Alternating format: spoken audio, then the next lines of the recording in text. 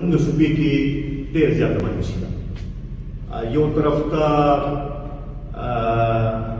که هغه صوبایي حکومت دی نو د هغوی هغه حکومت اړو ښکاري نه د هغوی څه داسې کارکردګي ښکاري چې موږ وویلو چې یاره څه د عوامو د مسایلو طرف ته توجه ورکوي.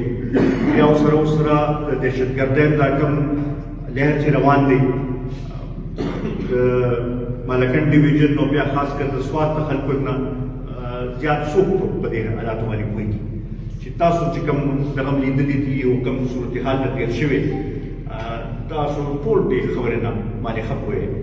نو په دې حوالې سره پکار دا وه چې صوبایي حکومت دې طرف ته توجه ورکولې، خو هغوی دغې خوا ته بلکل اړو څه دغه نشته. دې کې په صوبایي اسمبلۍ کې هغه جرګه راغوښتې وه. موږ هغې جرګې ته په دې دغه ورغلو چې یاره دا اهم مسله ده او پکار چې په دې باندې توجه ورکړی شي او د هغې څه حل وباسلی شي.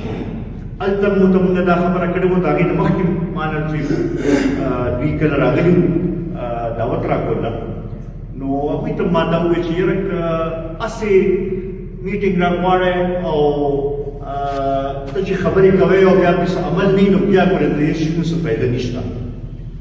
که واقعي عمل کول غواړئ او واقعي غواړئ چې څه د وشي نو بلکل موږ به راځو خپل تجاویز به تاسو راکوو.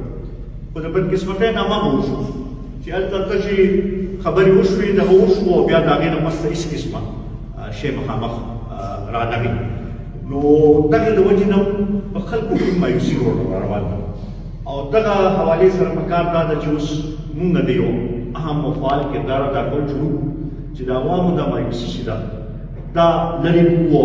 هغوی ته وښیو چې یاره که صوبایي حکومت ستاسو تپوس نه کوي، که مرکزي حکومت ستاسو تپوس نه کوي نو کم از کم موږ په میدان باندې ولاړ یو، ستاسو هغه اواز، ستاسو هغه مشکلات چې دي د هغې هغه رهنمایي او د هغې هغه اواز اوچتول چې دی دغه کردار به موږ خپل ادا کوو.